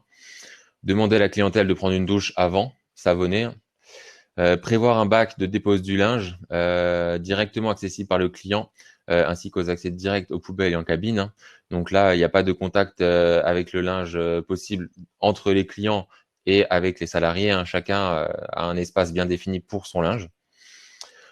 Au niveau du nettoyage, on va désinfecter toutes les surfaces qui ont été en contact avec les clients, hein, ainsi que les postes d'accueil, donc les cabines de soins, les transats. Après chaque soin, on va aérer la cabine et renouveler l'air en laissant les portes ouvertes. Et en fin de soin, on va indiquer aux clients où jeter les serviettes utilisées, ainsi que les slips jetables ou autres équipements qu'ils ont portés. Autre consigne aux clients, se laver les mains, prise d'une douche, ça on avait dit, et port du masque obligatoire, sauf si la personne doit à un moment siroter un cocktail ou autre. Voilà. Favoriser les réservations par téléphone, toujours, hein, email, site web. Laisser tous les effets personnels au vestiaire, bijoux, sac, et venir avec son propre gobelet ou sa gourde. Favoriser le jetable, comme l'a dit Fabienne. Donc, allez, on va finir par parler à deux voix, hein. Donc, pour l'instant, effectivement, spa, piscine, hammam. Le hammam est vraiment un milieu avec une hygrométrie très particulière. Et pour l'instant, c'est vraiment très particulier. Ça n'est pas conseillé de l'ouvrir. Ou en tout cas, les procédures de nettoyage ou de désinfection au niveau aérien d'un hammam sont vraiment extrêmement lourdes. Donc je pense que si vous avez la chance d'avoir différents équipements et notamment des, des, des saunas, on va peut-être amener les clients à découvrir d'autres parties dans vos espaces bien-être. Donc c'est toujours la même chose, on gère les flux, on réglemente les accès, on évite les regroupements, on met un affichage et là c'est toujours pareil, on essaye d'amener d'amener le client vers la compréhension et l'acceptation de ces contraintes qui sont là aussi pour le protéger. Donc on va évidemment dans vos protocoles de nettoyage où on va effectivement, on a parlé tout au début et du référent Covid, hein, donc on va quand même avoir vraiment des procédures et là, dans ces espaces-là, les procédures de nettoyage doivent être vraiment très clairement définies et contrôlées et avec une traçabilité, hein, c'est important pour qu'on n'oublie pas. Effectivement, je reboucle un peu sur ce qu'on disait sur l'accompagnement des équipes et le dialogue, la coordination. La prévention et la protection, ça passe aussi beaucoup, on le dit beaucoup dans beaucoup de documents, sur le fait de s'observer et de se rappeler parce que ça n'est pas systématique, c'est des choses qu'il faut apprendre, c'est nouveau. Donc c'est vrai que si on se contraint à se rappeler les choses au sein des équipes, ça peut aider. Donc évidemment, les serviettes sont obligatoires, hein, voilà. Pour les salles de repos, pareil, comme pour les chaises, comme dans tous les espaces, on va écarter le mobilier de repos, hein. On pourra mettre des housses jetables. On va pas mettre ou conserver tout ce qui est couverture, plaid, qui peuvent être des sources de contamination. Voilà. Et on désinfecte les surfaces. Avant de finir, avec une petite touche de fraîcheur et un point positif, dans les piscines, le seul lieu où le Covid aura peut-être un effet positif, puisque vos clients seront presque seuls dans la piscine. Donc ça, je pense pas qu'ils vont vous en vouloir. Donc avant réouverture, hein, on va quand même procéder aux entretiens, déclarations et opérations sanitaires périodiques. On nettoie régulièrement les filtres, on désactive le recyclage de l'air. On espace les transats, hein, comme pour les espaces wellness et sauna. On contrôle l'affluence. Donc c'est là hein, que les personnes vont peut-être être contentes d'être un peu moins nombreuses qu'à l'habitude. On peut attribuer des tranches horaires aux personnes avec un contrôle d'accès. Ou la possibilité de mettre à disposition des bracelets de couleur pour tel ou tel type de bassin, s'il y en a plusieurs, ou alors pour telle ou telle tranche horaire. On va privilégier 2 baigneurs pour 3 mètres carrés. Donc, vous prenez la surface totale et vous divisez par 3 pour avoir le nombre de baigneurs. J'espère que je n'ai pas dit une bêtise en mathématiques. Vous contrôlerez. Et voilà. Donc, je relaisse la parole à Gaëlle. Écoutez, on va terminer avec, ici on vous a mis quelques liens vers des ressources documentaires hein, vers lesquelles vous pourrez vous référer et retrouver les supports, notamment les protocoles de déconfinement que vous connaissez, qui sont liés à votre secteur d'activité, et puis le lien vers la fiche qui traite de la ventilation et de la climatisation, puisque c'est un sujet on ne peut plus d'actualité, alors peut-être pas aujourd'hui, mais la semaine prochaine il va faire très chaud, et puis un lien vers les fiches métiers du ministère du Travail. Voilà, je veux bien la diapo suivante pour vous parler du replay de ce webinaire ainsi que le support qui seront en ligne sur les sites internet de nos services de santé au travail très rapidement, encore ce soir ou d'ici demain. Et sur la diapo suivante, je vous parle des webinaires en replay, puisqu'en fait, ce webinaire HCR s'inscrit dans une continuité de webinaires que nous assurons depuis maintenant 1 mois et demi.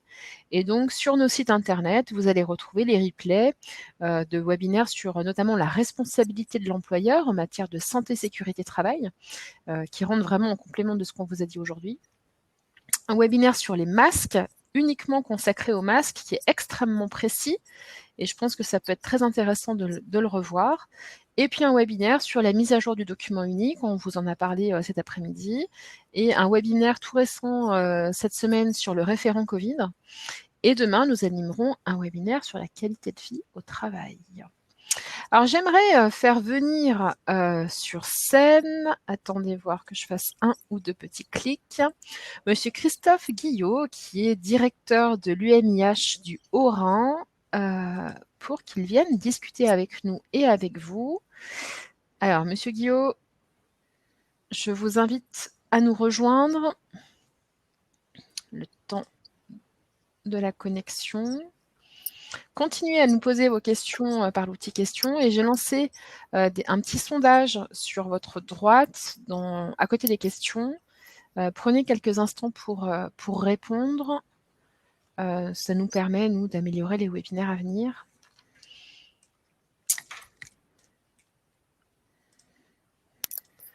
Alors, Monsieur Guillot est en cours de préparation pour nous rejoindre.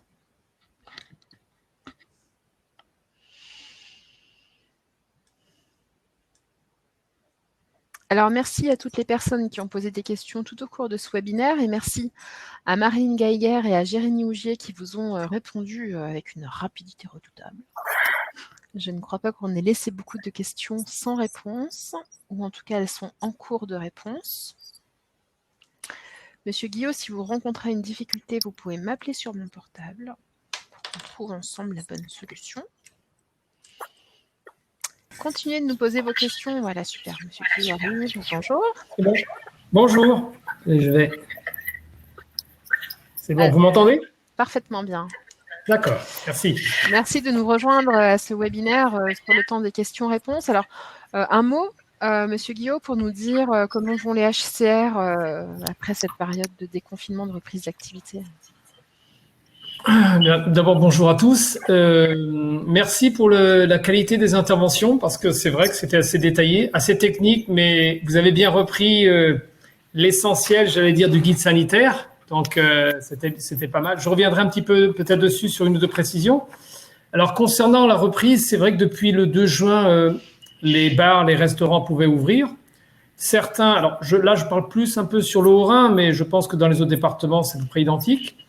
Certains établissements, restaurants ou bars n'ont pas encore ouvert à ce jour. Alors, c'est pas faute d'accueil, c'est faute de clients. Ce que l'on constate au niveau de l'hôtellerie, c'est beaucoup plus compliqué aujourd'hui puisqu'on attend la clientèle, notamment étrangère. Bon, il y a l'ouverture des frontières, mais il faut encore attendre un petit peu. Donc, c'est très compliqué. J'avais hier et aujourd'hui 2 hôteliers sur le département qui m'indiquaient qu'il y a de la clientèle individuelle qui vient d'annuler des réservations pour juillet et août. En termes d'hôtellerie, il n'y a quasiment pas beaucoup de réservations. C'est presque, certains me disent à cata. Pour la restauration, ceux qui ont une clientèle de proximité, d'habitués, s'en sortent plus ou moins, sans effectivement retrouver leur niveau de chiffre d'affaires précédent. Et ceux qui travaillent avec une clientèle touristique, ils s'interrogent aussi quel a été l'intérêt de réouvrir le 2 juin. Et j'ai dans le centre-ville de Colmar des établissements vraiment centre-ville qui ont une clientèle essentiellement touristique. Ils regrettent quasiment d'avoir ouvert. Et j'ai dans le centre-ville de Colmar d'autres établissements qui fonctionnent à clientèle locale. Ils s'en sortent. Voilà. Donc c'est très variable, mais ce que l'on voit, c'est qu'il manque chez nous le touriste. Et le touriste, on l'attend et on a une crainte. Alors le touriste étranger, les Allemands, les Belges, les Suisses, les Hollandais, les Danois, on espère les avoir comme les autres années. Mais par contre, le touriste français, on est assez pessimiste parce que on voit pas trop comment les Français, les familles françaises vont privilégier, je dirais, l'Alsace. Je parle de l'Alsace cette année, où les Français iront peut-être plus en campagne sur les zones, bien sûr, côtières, Méditerranée, côte atlantique, Massif central, voilà. Mais c'est assez compliqué pour l'Alsace, donc voilà, c'est une reprise, on va dire, très timide de manière générale, très timide. Et heureusement que des dispositifs existent encore. Et au niveau de l'UMI, au niveau national, on essaie de faire en sorte que, bien sûr, il soit prolongé bien au-delà du 30 septembre, je pense à l'activité partielle. Et puis qu'on puisse avoir également, parce qu'il y a une ouverture là pour des reports d'annuités sur les prêts en cours qui peuvent aller jusqu'à 12 mois maximum. Donc, il y a des dispositifs. Voilà, on a un dispositif d'aide du conseil départemental qui va peut-être se mettre également en place, qui viendra compléter celui de la CARSAT qui a été présenté tout à l'heure sur la subvention de 50% par rapport au dispositif. Voilà, et aujourd'hui c'est compliqué et les entreprises jonglent aussi avec l'activité partielle où certains sont à 50%, d'autres 30%, d'autres ont laissé fermer leurs hôtels qui vont ouvrir peut-être en septembre. Donc voilà, aujourd'hui il faut être assez gestionnaire pour quelque part s'en sortir et s'en sortir non pas qu'aujourd'hui, mais le reste de l'année et le premier trimestre 2021, où c'est là qu'on a un peu peur qu'il y ait un peu de casse. Voilà. Donc voilà, ça c'est un petit peu pour redresser le tableau qui est pas très très réjouissant à ce jour. Je dis à ce jour. Quelle est la carte à jouer aujourd'hui pour la grande région, pour redorer notre image? Comment passer de la région Grand Est, impactée durement par le Covid, à une région attractive en termes de tourisme? Alors, je sais qu'au niveau Grand Est, alors on est le 18, je ne sais plus si c'est le 19 ou le 20, je ne sais plus quelle date, mais la région Grand Est doit annoncer un plan de communication pour l'ensemble de ses destinations, bien entendu. Ce sera lundi. Hein, voilà, lundi, voilà, exactement. Je n'avais plus la date, voilà, donc ça sera annoncé. Alors, j'en connais pas le contenu. L'Alsace également, au niveau de l'ADT, au niveau Alsace, a aussi un plan de communication qui se met en place. Alors, on peut juger, mais ça, c'est du politique. C'est peut-être un petit peu tard par rapport à d'autres régions qui ont déjà annoncé beaucoup de choses. Mais l'idée, c'est déjà une clientèle française, bien sûr, tourner vers une clientèle française, sécuriser, rassurer.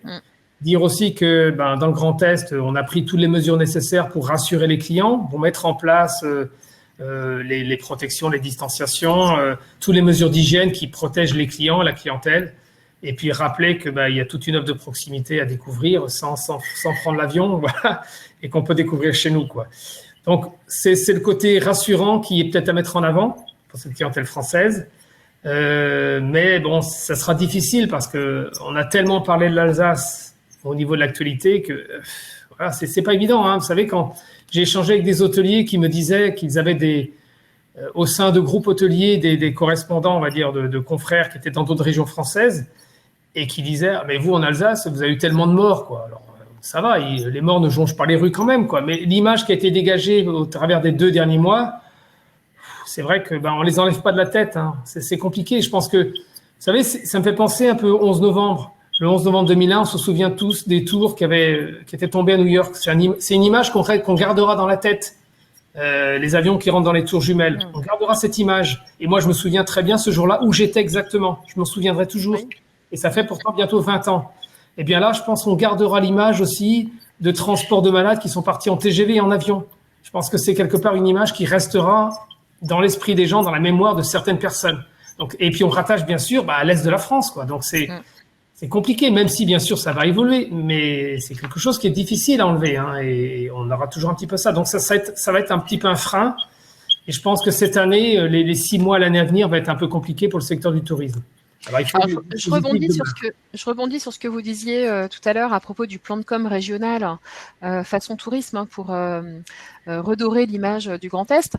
GEST, hein, donc l'association des services de santé au travail du Grand Est, a travaillé sur un guide des bonnes pratiques sanitaires pour les métiers du tourisme, pour les professionnels du tourisme. Et ce guide est en cours de mise en page à l'heure où on parle maintenant, et sera publié fin de semaine et présenté lundi par Monsieur Rotner à sa conférence de presse, et travaillé avec l'Agence régionale du tourisme. Alors ce guide est à destination des professionnels du tourisme, et donc on y détaille, hein, toutes les mesures sanitaires comme on l'a fait ici pour les HCR, et le mot-clé c'est rassurer, redonner confiance pour retrouver votre clientèle, hein. Je crois que c'est vraiment la carte à jouer et la seule à jouer ici, si tous ces établissements et toutes ces structures de tourisme veulent retrouver de l'activité. C'est ce qui a été mis d'ailleurs dans le protocole de déconfinement, hein. Rassurer les salariés, rassurer les clients. C'est les 2 principes de base. C'est essentiel, quoi. Voilà, la communication sera faite. Je pense que les bons supports seront utilisés. Ça ramènera une partie de la clientèle, pas tout le monde non plus. Et puis en plus, je vois, alors je suis plus à parler de l'Alsace peut-être que du Grand Est, mais je vois que l'arrière-saison, septembre, octobre, on a souvent une belle arrière-saison, avec notamment une clientèle de 3e âge qui n'a pas été impactée, à part le côté santé, mais qui n'a pas été impactée financièrement puisque les pensions de retraite n'ont pas été touchées. Et cette clientèle de 3e âge qu'on a toujours dit, restez chez vous, ne bougez pas, vous êtes exposés. Je pense aussi qu'on l'aura moins à l'automne, avec des autocaristes qui vont réfléchir sur la rentabilité des voyages. Donc, on a aussi un problème de demande. C'est pour ça que je dis qu'il va se retrouver dès les familles pour cet été, dès l'automne pour les personnes peut-être plus âgées en dehors des vacances scolaires. Donc, c'est un problème de demande. On a un problème à l'origine de capacité d'accueil lié aux gestes barrières, les distanciations qui ont bien été respectées, effectivement, où il faut bien sûr limiter la capacité d'accueil à l'intérieur et en terrasse. C'est vrai, mais aujourd'hui, les établissements ne sont pas complets, quoi. Malgré qu'on a pu diminuer de 20, peut-être à 50% des capacités d'accueil, les établissements ne sont pas complets. Exceptionnellement, peut-être certains la fête des mères, peut-être quelques-uns week-end, mais on n'est pas complet. Et pour compléter ce que je dis, on a travaillé notamment avec des villes comme Colmar et Mulhouse pour étendre les terrasses sur le domaine public, quitte à supprimer temporairement des places de stationnement, voire à fermer des rues, et bien sûr, sans payer de droit de terrasse. J'ai des restaurateurs qui m'ont dit j'ai demandé l'extension, je peux l'avoir, mais pour l'instant, je ne la mets pas. Déjà, ma propre terrasse n'est pas occupée. Alors bon, on n'a pas eu de chance, on a eu ces derniers jours une météo un peu capricieuse qui n'a pas aidé, mais voilà, on en est là aujourd'hui. Donc, on a les possibilités d'étendre les terrasses. Les municipalités jouent le jeu, même financièrement, mais la demande n'est pas là. À ce jour, la demande n'est pas là. Alors, c'est vrai que les vacances scolaires n'ont pas non plus vraiment démarré, puisque ça démarre début juillet. Mais on espère quand même que ça va revenir, mais voilà, ça va être difficile, ça va être très difficile. Côté demande, ça va être difficile, c'est vrai. continuons de promouvoir notre belle région et gardons confiance malgré ce contexte difficile, évidemment. C'est vrai qu'on cumule un peu les difficultés entre une sortie de confinement un peu tardive et puis des conditions météo catastrophiques depuis ces derniers jours. C'est pas facile pour vos métiers. Docteur Tondini, Florian Vogel, est-ce que vous vouliez ajouter un mot avant qu'on en termine avec ce webinaire? Est-ce que vous vouliez conclure? Si vous permettez, je voulais juste rajouter quelque chose sur une petite précision sur le port du masque. Vous aviez repris effectivement le guide sanitaire, celui-là qui avait été publié, et qui disait notamment, parce que là j'ai informé les adhérents parce qu'on avait des adhérents qui s'interrogeaient à la fois sur le masque et la visière. Alors vous l'avez bien dit que la visière est un complément du masque, ne remplace pas le masque, donc, et c'est bien le masque qui est obligatoire, ça c'est le premier point qui était important de dire. Et l'autre chose dans la diapo que vous avez repris sur la cuisine, qui était indiqué port obligatoire du masque, voilà, si la distanciation ne peut être respectée. Alors, je voulais apporter une précision un peu technique, en même temps réglementaire. À la suite de ce guide sanitaire est paru un décret, le décret du 31 mai. C'est ça, 31 mai. Et le décret, dans la hiérarchie des normes, est supérieur à ce document. Et ce décret précise bien dans son article 40, port du masque obligatoire pour l'ensemble du personnel. Donc, c'était pour dire, alors c'est vrai que c'est contraignant, je cache pas que c'est très contraignant, mais d'un point de vue purement réglementaire, le port du masque est obligatoire pour l'ensemble du personnel, quel que soit, je veux dire, l'emploi occupé, qu'il soit en salle, en service, en bar, voilà. Donc, il y avait une petite précision, c'est que là, au moment où on disait que c'était presque facultatif, mais en réalité, c'est obligatoire. Voilà. Alors après, je comprends qu'en cuisine, c'est pas toujours évident, mais le problème aujourd'hui, il n'est pas sur les salariés ni les chefs d'entreprise, il est plutôt sur la difficulté par rapport à la clientèle. C'est les remontées que j'ai. Beaucoup de clients, ou un certain nombre de clients, s'opposent parfois au port du masque, s'accrochent un peu verbalement à des exploitants. J'ai même eu un adhérent qui m'a dit, excusez-moi du terme, vous n'allez pas encore me faire chier avec ce port du masque, quoi. Je veux dire, voilà, c'est obligatoire. Et pour compléter, j'ai même fait une petite affiche complémentaire avec le port du masque obligatoire et en mettant l'article 40 du décret, comme un peu l'interdiction de fumer. J'ai dit aux adhérents qui l'ont mis à l'entrée, qui ont dit, voilà, reportez-vous sur le décret pour dire, en gros, c'est l'État qui sécurise tout le monde, les salariés et les clients. C'est pas vous, en tant que professionnel, qui vous l'y imposez simplement. C'est une mesure réglementaire pour aussi faire comprendre que le masque protège tout le monde, protège le client, mais protège aussi les autres, quoi. Et ce qu'on n'a pas toujours compris en soi, parce que c'est vrai qu'en tant qu'individu, on peut être individualiste, égoïste, et on peut parfois penser que c'est pas grave, je le porte pas, moi je risque rien. Mais le problème, c'est qu'on protège les autres. Et ce que je voulais dire aussi, ce qui avait été bien fait dans votre présentation, vous avez bien insisté sur la transmission manuportée. Parce que souvent on pense le masque, les postillons, tout ce qu'on veut, mais il y a essentiellement par le toucher. Et là, vous l'avez bien exposé en parlant justement des ustensiles, des nettoyages, des désinfections, par tout ce qui est touché par les personnes et d'éviter effectivement de manipuler à plusieurs des mêmes ustensiles. Donc, je pense que c'était bien d'avoir réinsisté sur ça au cours de ce webinaire, parce qu'on ne pense pas toujours à ça. Surtout que c'est quelque chose qu'on ne voit pas, malheureusement. Voilà. Eh bien, il me reste à vous remercier, Monsieur Guillot, d'avoir conclu avec nous ce webinaire. Merci, Docteur Tondini. Merci, Florian Vogel, pour votre superbe animation de ce webinaire très dynamique. Merci à tous d'avoir participé à ce webinaire que vous retrouverez en replay sur notre site internet et le support de présentation, évidemment, en téléchargement. Demain, webinaire sur la QVT. Et donc, mercredi prochain, pour rebondir sur l'histoire du guide à destination des métiers du tourisme, mercredi prochain, on a dans les tuyaux un webinaire pour les métiers du tourisme. On vous informera de tout ça quand ce sera prêt. Bonne fin de journée, soyez confiants et prenez soin de vous. Merci. Merci beaucoup. Merci. Merci à vous.